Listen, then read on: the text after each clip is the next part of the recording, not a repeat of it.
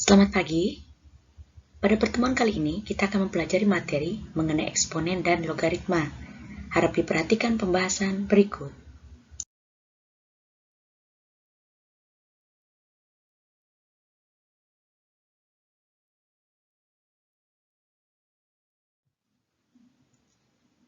Kita masuk pembahasan materi yang pertama, yaitu mengenai eksponen. Yang pertama, kita pelajari dulu definisinya. Jika A adalah bilangan real dan N adalah bilangan bulat positif. Berarti, jika bilangan real bisa memuat semua jenis bilangan dan juga bilangan bulat positif, itu berarti bisa dimulai dari angka 1, 2, 3, sampai dengan positif tak hingga. Maka A pangkat N menyatakan hasil kali bilangan A sebanyak N faktor dan ditulis dengan A pangkat N sama dengan A dikali A dikali A dan seterusnya sampai dengan dikali A itu disebut dengan N faktor. Di mana A itu adalah disebut dengan bilangan pokok atau basisnya dan yang N itu bisa disebut sebagai eksponen atau pangkatnya.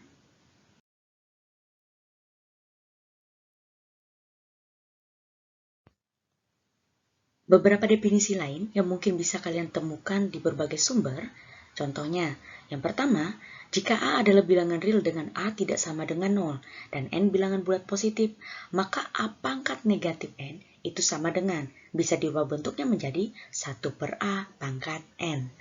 Yang kedua, jika A adalah bilangan real, ingat bilangan real berarti bisa memuat semua jenis bilangan, dengan A-nya tidak boleh sama dengan 0 dan N bilangan bulat positif.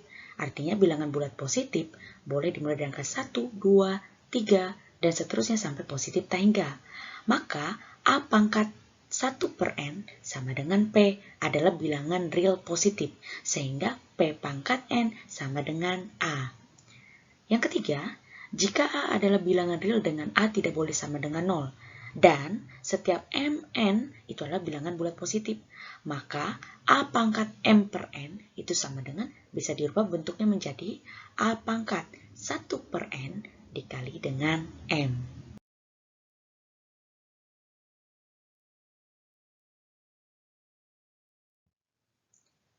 Masuk bagian yang kedua, yaitu mengenai sifat-sifat eksponen. Jika sifat-sifat, berarti kita mempelajari tentang berbagai jenis karakteristik ataupun ciri-ciri bentuk soal yang nanti dapat diselesaikan menggunakan beberapa sifat yang telah ditentukan atau ditetapkan. Contoh, di sini ada beberapa yang diketahui. Mungkin kalau kalian menemukan literatur lain, bisa ada lebih dari beberapa sifat yang sudah disampaikan ini.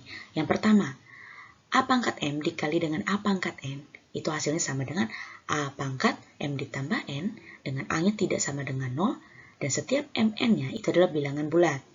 Yang kedua, jika menemukan bentuk A pangkat M dibagi dengan A pangkat N, itu sama dengan, bisa disederhanakan menjadi A pangkat M dikurang N, dengan A-nya tidak boleh sama dengan 0, dan setiap Mn-nya adalah bilangan bulat.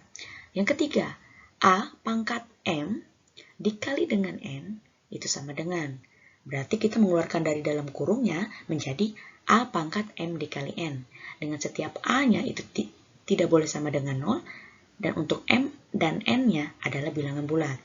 Yang keempat, AB pangkat M itu artinya A dikali B sama dengan A pangkat M dikali dengan B pangkat N jika dipecah, dengan A dan B-nya itu tidak boleh sama dengan 0 dan M-nya adalah bilangan bulat. Yang kelima, jika menemukan bentuk A per B pangkat M, maka sama dengan dipecah, jadinya A pangkat M dibagi dengan B pangkat M. Dengan B-nya tidak boleh sama dengan 0 dan M-nya adalah bilangan bulat.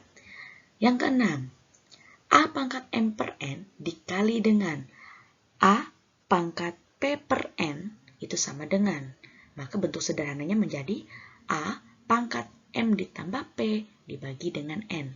Dengan A-nya tidak boleh sama dengan 0, M per N dan P per N itu adalah bilangan rasional dengan N-nya tidak boleh sama dengan 0. Kemudian yang ketujuh, A pangkat M per N dikali dengan A pangkat P per Q sama dengan A pangkat M per N ditambah P per Q dengan A-nya tidak boleh sama dengan 0 dan M per N juga P per N itu adalah bilangan rasional dengan setiap N dan Q-nya tidak boleh sama dengan 0. Karena jika nanti di bagian penyebut suatu pecahan, jika nilainya 0, maka itu hasilnya terdefinisi ataupun tak hingga. Dan yang terakhir yang ke-8, jika A tidak sama dengan 0, maka berlaku A pangkat 0 itu sama dengan hasilnya 1. Jadi bilangan apapun atau bentuk apapun yang dipangkatkan dengan 0 itu hasilnya selalu sama dengan 1. Kemudian A pangkat 1 itu hasilnya adalah A.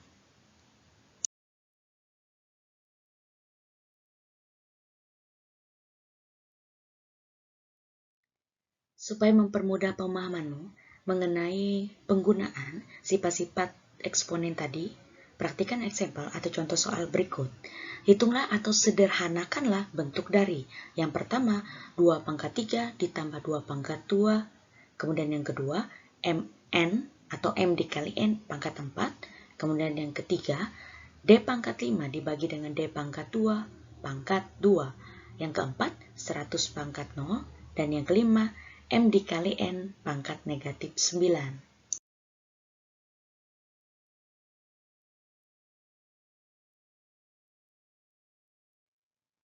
Perhatikan cara penyelesaian berikut.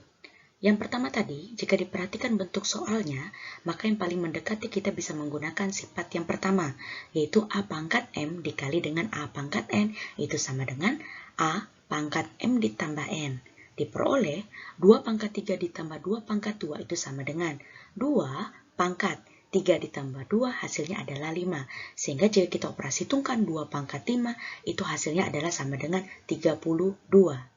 Yang kedua, berdasarkan sifat yang keempat, jika kita lihat dari bentuk soalnya, maka kita peroleh sifat yang keempat adalah A dikali B pangkat M sama dengan. Itu artinya berarti kita pecah A pangkat M dikali dengan A pangkat N. Sehingga diperoleh M dikali N pangkat 4, itu juga kita pecah sama dengan M pangkat 4 dikali dengan N pangkat 4. Yang ketiga, jika kita perhatikan bentuk soalnya, bentuk soal yang ketiga ini bisa kita terapkan sifat kombinasi antara sifat yang kelima dan yang kedua, yaitu sifat yang kelima adalah A per B pangkat M sama dengan A pangkat M per B pangkat M. Dan sifat yang kedua jika kita kombinasikan, maka nanti hasilnya A pangkat M dibagi dengan B pangkat M itu sama dengan, bisa sederhanakan atau hasilnya kita peroleh A pangkat M dikurang N. Sehingga diperoleh D pangkat 5 dibagi dengan D pangkat 2 pangkat 2 sama dengan. Kita kalikan satu persatu pangkatnya dengan yang di luar nilai atau angka dari dalam kurungnya. Sehingga diperoleh untuk bagian pembilang D pangkat 5 dikali 2 hasilnya adalah D pangkat 10. Kemudian bagian penyebut D pangkat 2 dikali dengan 2 hasilnya adalah D pangkat 4. Nah, kita sederhanakan lagi sehingga diperoleh sama dengan D pangkat 10 dikurang 4 dapatlah kita hasilnya D pangkat 6 berdasarkan kombinasi dari sifat yang kelima dan sifat yang kedua. Soal yang keempat, jika kita perhatikan bentuknya, pangkatnya ada memuat angka 0, maka kita bisa menerapkan sifat yang ke-8 yaitu A pangkat 0 sama dengan 1. Diperoleh 100 pangkat 0 hasilnya adalah sama dengan 1. Karena bilangan ataupun bentuk apapun jika dipangkatkan dengan 0 adalah hasilnya 1. Soal yang kelima, jika kita melihat bentuknya ini mirip dengan definisi yang pertama tadi untuk yang pangkat bernilai negatif, yaitu A pangkat negatif M kita ubah bentuknya menjadi sama dengan 1 per A pangkat M. Sehingga diperoleh M dikali N pangkat negatif 9 sama dengan M dikali 1 per N pangkat 9. Sehingga kita peroleh sama dengan M dikali 1 dapat hasilnya M. Sehingga kita peroleh hasil akhirnya adalah M per N pangkat 9.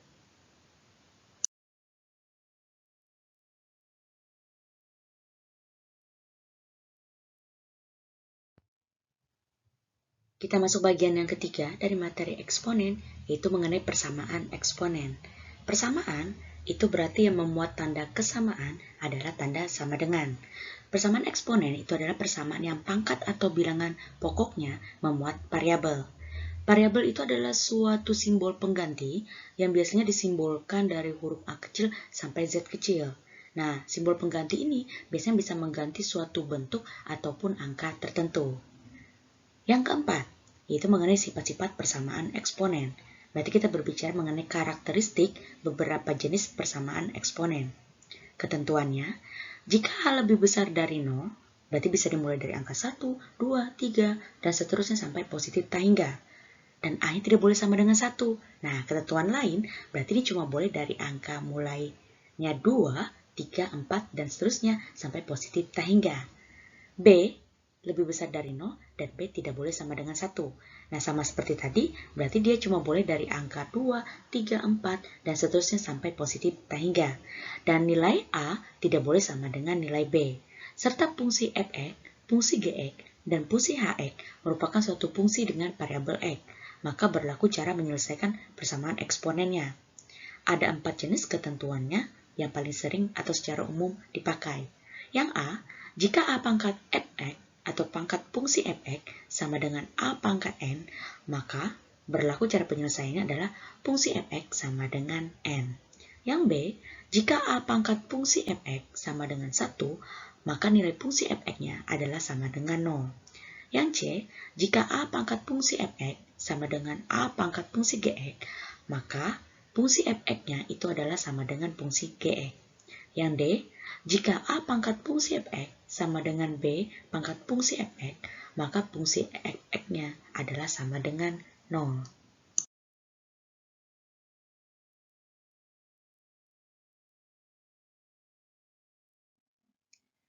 Supaya memudahkan pemahaman mengenai penerapan atau penggunaan sifat-sifat dari persamaan eksponen tadi, perhatikan eksempel atau contoh soal berikut. Tentukan himpunan penyelesaian dari persamaan eksponen. Artinya kita mencari nilai pengganti suatu variabelnya. Contoh soal yang pertama, 3 pangkat 6 dikurang X sama dengan 3 pangkat 10. Contoh soal yang kedua, 5 pangkat 10 dikurang X sama dengan 7 pangkat 10 dikurang X. Cara penyelesaiannya, untuk soal yang pertama dulu yang akan kita kerjakan. Kalau dilihat dari bentuknya, bilangan pokoknya itu sama-sama memuat angka 3. Kemudian kita lihat pangkatnya. Yang di sebelah kiri, pangkatnya itu memuat variabel X. Maka kita bisa memisalkan ini merupakan suatu fungsi yang memuat variabel X. Kemudian yang di sebelah kanan, pangkatnya itu memuat bilangan bulat. Maka bisa kita misalkan dengan nilai N-nya. Nah, jika diperhatikan dari bentuk soal yang pertama, kita bisa menerapkan sifat yang pertama dari persamaan eksponen tadi, yaitu jika A pangkat fungsi f(x) sama dengan A pangkat n, maka fungsi f(x)-nya itu sama dengan n. Diperoleh, soalnya tadi adalah 3 pangkat, 6 dikurang x sama dengan 3 pangkat 10. Lihat fungsi f(x)-nya saja untuk yang di sebelah kiri. Fungsi f(x)-nya itu adalah pangkatnya, yaitu 6 dikurang X, sama dengan, kemudian nilai N-nya itu adalah pangkatnya juga, yaitu bernilai 10. Kita mau mencari nilai pengganti untuk variabel X-nya. Ada angka 6. Supaya 6-nya habis, maka ekivalen dengan kelanjutannya di bawahnya lagi, yaitu kita kurangkan kedua ruas dengan angka 6. Sehingga diperoleh 6 dikurang 6 dikurang X sama dengan sebelah kanannya 10 dikurang 6. Kita operasi hitungkan dulu di sebelah kiri. 6 dikurang 6 hasilnya 0, sehingga di sebelah kiri sisanya adalah negatif X sama dengan. Yang di sebelah kanan 10 dikurang 6 hasilnya adalah 4. Agar ruas kiri tidak memuat nilai negatif, maka kita harus habiskan. Menghabiskannya bisa kita kalikan atau bagi dengan negatif 1. Nah, yang mudah kita kalikan saja kedua ruas dengan negatif 1.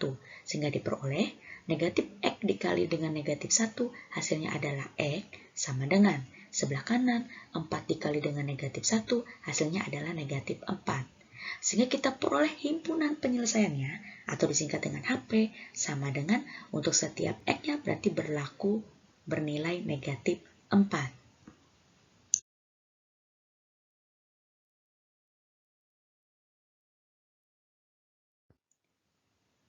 Contoh soal yang kedua, yaitu 5 pangkat 10 dikurang X sama dengan 7 pangkat 10 dikurang X. Nah, untuk bilangan pokok atau basisnya, kita lihat itu berbeda. Yang di sebelah kiri adalah 5, yang di sebelah kanan adalah 7. Nah, tetapi pangkatnya itu sama, memuat fungsi yang bervariabel X, yaitu 10 dikurang X. Jika diperhatikan bentuk ini, di mana bilangan pokoknya berbeda, dan pangkat atau fungsi fx-nya itu sama, maka kita bisa menerapkan sifat yang keempat dari persamaan eksponen tersebut, yaitu jika A pangkat fungsi fx sama dengan B pangkat fungsi fx, maka berlaku fungsi fx-nya sama dengan 0, sehingga diperoleh soalnya tadi 5 pangkat 10 dikurang X sama dengan 7 pangkat 10 dikurang X. Fungsi fx-nya itu adalah 10 dikurang X sama dengan 0. Kita mau mencari nilai X, tapi ada angka 10-nya. Supaya 10-nya habis, maka kedua ruas sama-sama dikurangkan dengan 10. Sehingga diperoleh ekuivalen dengan 10 dikurang 10 dikurang X sama dengan 0 dikurang 10. Yang di sebelah kiri dulu kita operasi hitungkan. 10 dikurang 10 nilainya habis atau 0, sehingga sisanya di sebelah kiri adalah negatif X. Sama dengan yang di sebelah kanan, 0 dikurang 10 hasilnya adalah negatif 10. Sama ketentuan seperti contoh soal yang pertama, yang di sebelah kiri untuk negatifnya kita habiskan, bisa kita kalikan dengan negatif 1. Sehingga diperoleh untuk ini sebelah kiri, negatif X dikali dengan negatif 1 diperoleh hasilnya adalah X atau positif X sama dengan sebelah kanan, negatif 1 dikali dengan negatif 10 hasilnya adalah positif 10. Jadi untuk HP-nya kita peroleh untuk setiap X-nya berlaku adalah angka 10. Materi yang kelima yaitu mengenai bentuk akar. Kita perhatikan dulu definisinya. Untuk setiap bilangan pangkat rasional, biasa dinyatakan dengan bentuk pecahan M per N, di mana M dan N adalah bilangan bulat, dan N-nya harus lebih besar dari 0. Didefinisikan dengan A pangkat M per N sama dengan akar N dari A itu adalah pangkat M, atau A pangkat M per N itu sama dengan akar dari N itu adalah A pangkat M.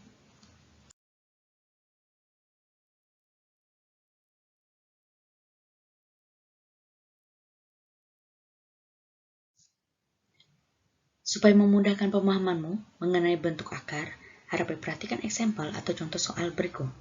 Tentukan hasil dari, jika diperhatikan bentuk ini akar dalam akar, yaitu akar 3 dikali dengan akar 5 dari D pangkat 3.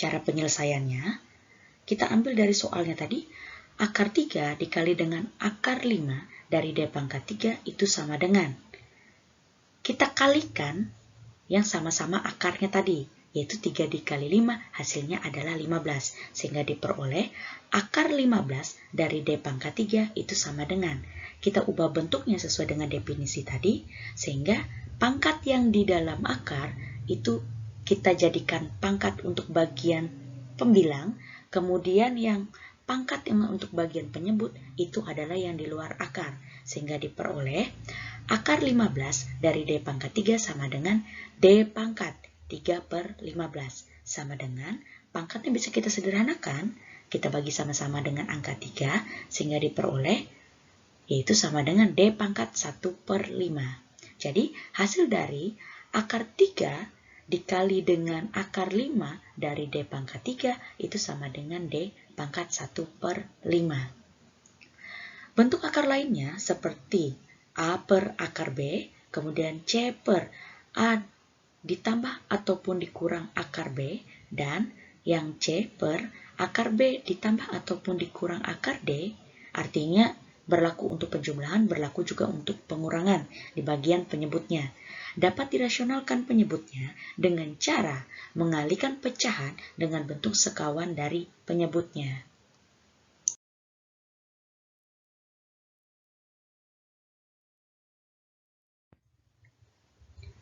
Supaya lebih memudahkan pemahaman dari bagaimana cara merasionalkan penyebut dari beberapa jenis bentuk akar tadi, harap diperhatikan eksempel atau contoh soal berikut.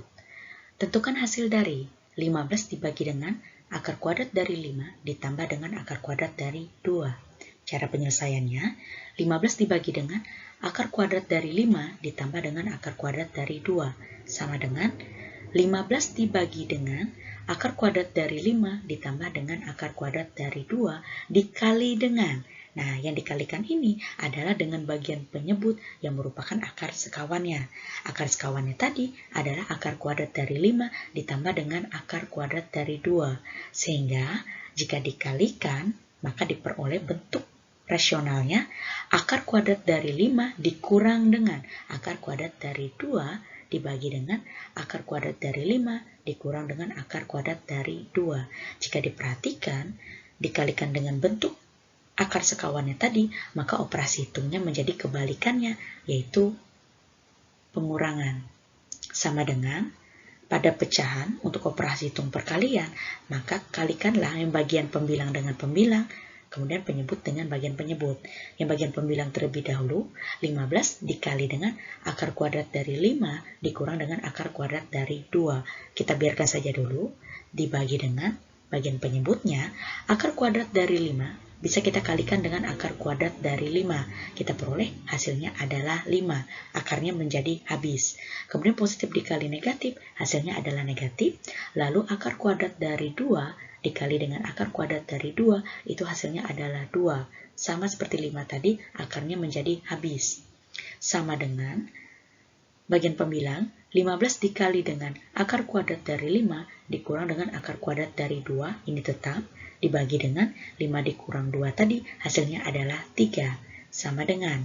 Nah, bagian pembilang dan penyebut bisa kita bagi yang sama-sama bilangan bulatnya. 15 dibagi 3, hasilnya adalah 5. Sehingga diperoleh untuk hasil dari 15 dibagi dengan akar kuadrat dari 5 ditambah dengan akar kuadrat dari 2, itu sama dengan hasilnya adalah 5 dikali dengan akar kuadrat dari 5 dikurang dengan akar kuadrat dari 2.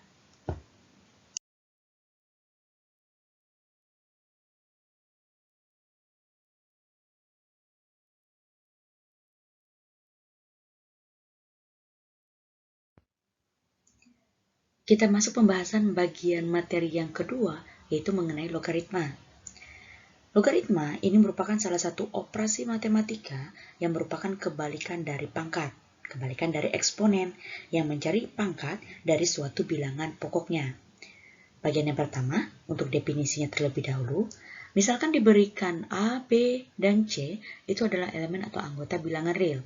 A-nya lebih besar dari 0, A-nya juga tidak boleh sama dengan 1. Artinya, A-nya boleh dimulai dari angka 2, 3, 4, dan seterusnya sampai positif tak hingga.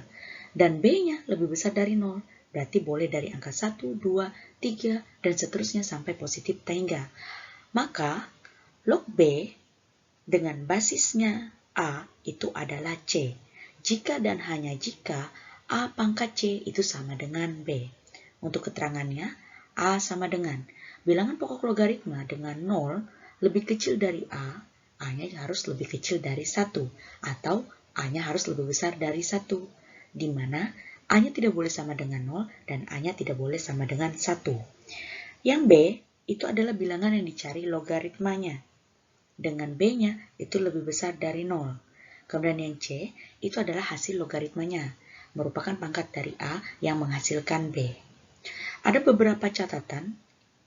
Catatan ini biasanya bisa digunakan kepada beberapa jenis soal tertentu. Jika misalnya ditemukan logaritma dengan basis Euler, yaitu biasa disingkat dengan E kecil, Euler ini mempunyai ketetapan 2,718. Maka log B dengan basis E ditulis ion B. Kemudian bilangan pokok basis 10 itu tidak ditulis. Sehingga log A dengan basisnya 10 itu sama dengan log A.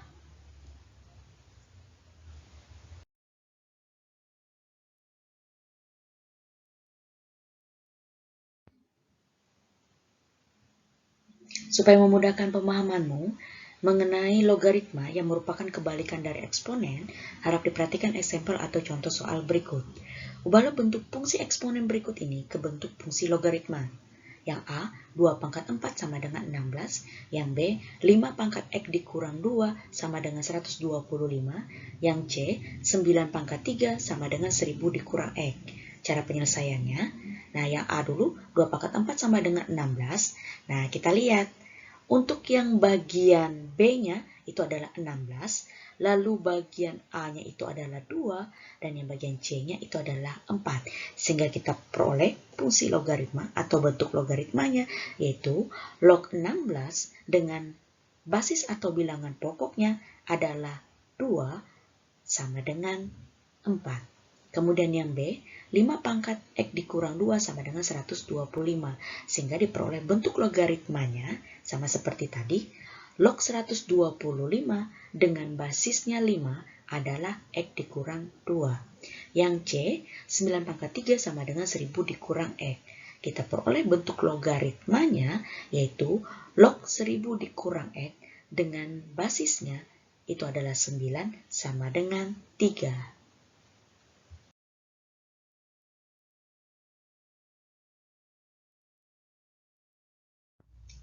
Bagian kedua, kita mempelajari yaitu mengenai sifat-sifat logaritma.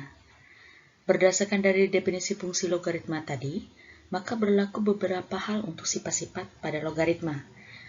Berikut ada beberapa sifat-sifat logaritma yang secara umumnya. Yang A, log A dengan basis A itu adalah sama dengan 1. Berdasarkan definisi logaritma, maka A pangkat 1 itu hasilnya adalah A. Jadi, log A dengan basis A itu sama dengan 1. Yang B, log 1 dengan basis A itu adalah hasilnya sama dengan 0. Berdasarkan definisi logaritma tadi, maka A pangkat 0 itu sama dengan 1. Jadi, untuk log 1 dengan basis A itu adalah sama dengan 0. Kemudian yang C, A pangkat log X dengan basis A itu hasilnya adalah sama dengan X. Yang D, log X dikali dengan Y dengan basis A itu sama dengan. Ini kita pecah menjadi log X dengan basis A ditambah dengan log Y dengan basis A. Yang E, log X per Y dengan basis A itu sama dengan. Sama kita pecah juga menjadi log X dengan basis A dikurang dengan log Y dengan basis A. Yang F, log X pangkat N dengan basis A itu sama dengan N dikali log X dengan basis A. Yang G, log X pangkat N dengan basis A pangkat M itu sama dengan N per M dikali dengan log X dengan basis A. Yang H, log X dengan basis A dikali dengan log Y dengan basis X itu hasilnya sama dengan log Y dengan basis A. Yang I, log B dengan basis A itu sama dengan log B dengan basis X dibagi dengan log A dengan basis X. Yang J, sama jika menemukan bentuk lain, log B dengan basis A itu sama dengan 1 per log A dengan basis B.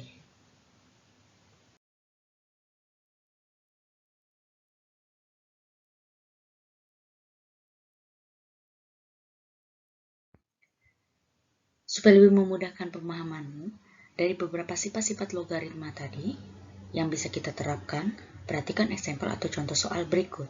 Yang pertama, tentukan nilai logaritma dari A, log 4 dengan basis 2 ditambah dengan log 16 dengan basis 2. Yang B, log 11 dengan basis 4 dikali dengan log 16 dengan basis 11. Yang kedua, diketahui log 225 dengan basis K itu adalah sama dengan 2. Tentukan nilai K. Cara penyelesaiannya, yang pertama jika dilihat bentuknya untuk penjumlahan, di mana A-nya itu sama nilainya, kemudian untuk yang B-nya itu berbeda, maka kita bisa menerapkan sifat yang D, yaitu log X dengan basis A ditambah dengan log Y dengan basis A sama dengan log X dikali Y dengan basis A. Diperoleh, soalnya tadi, log 4 dengan basis 2 ditambah dengan log 16 dengan basis 2 ekivalen dengan. Diperolehlah log 4 dikali 16 dengan basis 2 sama dengan log 64, karena 4 dikali 16 hasilnya adalah 64. Yaitu log 64 dengan basis 2 sama dengan. Karena kita tahu basisnya adalah 2, maka memudahkan kita untuk mencari bentuk bilangan pokok dengan pangkatnya dari hasil 64 itu. Karena basisnya ada 2, maka kita perlu pikirkan 2 pangkat berapa sih yang hasilnya adalah 64. Nah, yang hasilnya 64 itu adalah 2 pangkat 6. Sehingga diperoleh log 2 pangkat 6 dengan basis 2 itu sama dengan. Kita bisa menerapkan sifat yang sebelumnya yang ada n dikali dengan log A dikali dengan log A dengan basis A. Maka kita peroleh untuk yang pangkat 6-nya kita tempatkan di posisi depan. Ini merupakan n-nya sehingga diperoleh 6 dikali log 2 dengan basis 2. Nah, kalau lihat ketentuan sifat yang pertama di mana log A dengan basis A itu adalah hasilnya 1, maka kita peroleh log 2 dengan basisnya 2 itu adalah hasilnya 1. Sehingga 6 dikali 1 hasilnya adalah 6. Jadi nilai logaritma dari log 4 dengan basis 2 ditambah dengan log 16 dengan basis 2 itu adalah hasilnya sama dengan 6. Nomor 1 bagian yang B, jika kita lihat bentuknya, ini adalah bentuk perkalian untuk logaritmanya. Nah, kalau bentuk ini yang paling mendekati adalah kita bisa menerapkan sifat yang H, yaitu log X dengan basis A dikali dengan log Y dengan basis X. Diperoleh atau hasilnya sama dengan log Y dengan basis A. Sehingga bisa kita selesaikan dari soalnya tadi, log 11 dengan basis 4 dikali dengan log 16 dengan basis 11, yaitu sama dengan log 16 dengan basis 4. Sama seperti cara yang 1A tadi, kita perlu pikirkan basisnya yang 4 itu pangkat berapa sih? Yang hasilnya adalah 16. Nah, jika kita pahami operasi hitung untuk pangkatnya, maka 4 pangkat 2 itu adalah hasilnya 16. Sehingga diperoleh log 4 pangkat 2 dengan basis 4 itu sama dengan. Kita terapkan sifatnya sama seperti yang 1A tadi, n-nya itu adalah 2, sehingga diperoleh 2 dikali log 4 dengan basis 4 sama dengan 2 dikali ketentuan sifat yang pertama, log A dengan basis A itu adalah 1, sehingga log 4 dengan basis 4 itu hasilnya adalah 1. 2 dikali 1 hasilnya adalah sama dengan 2. Jadi nilai logaritma dari log 11 dengan basis 4 dikali dengan log 16 dengan basis 11 adalah hasilnya 2.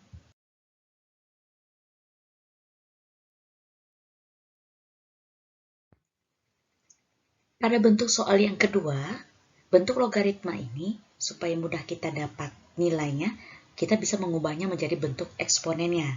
Nah, pada umumnya, bentuk logaritma ini adalah log B dengan basis A itu adalah sama dengan C. Sehingga jika diubah bentuknya menjadi bentuk eksponen, kita peroleh A pangkat C itu sama dengan B. Kita ambil dari yang soalnya tadi, diketahui log 225 dengan basis K itu sama dengan 2. Nah, kita ubah menjadi bentuk eksponennya K pangkat 2 sama dengan 225. Ingat, posisi A, B, dan C-nya jangan dirubah-rubah supaya nanti dapat hasil yang sesuai. Kita cari nilai K-nya ekivalen dengan supaya kuadratnya habis, maka kedua ruas sama-sama diakarkan. Sehingga kita peroleh akar kuadrat dari K pangkat 2 sama dengan akar kuadrat dari 225. Ekivalen dengan sifat-sifat bentuk akar jika dikuadratkan ataupun kuadrat diakarkan, maka untuk bentuk akar dan kuadratnya itu habis. Sehingga sisa yang di sebelah kiri itu adalah nilai K sama dengan akar kuadrat dari 225 itu hasilnya adalah 15. Jadi kita perolehlah nilai K-nya itu sama dengan 15. Demikian pembahasan untuk materi pada pertemuan kali ini mengenai eksponen dan logaritma. Silahkan dipelajari kembali dari awal materi pembahasan dan silahkan dicari beberapa jenis soal lainnya di beberapa literatur yang telah tersedia di berbagai media. Sampai bertemu di pertemuan selanjutnya. Diucapkan terima kasih.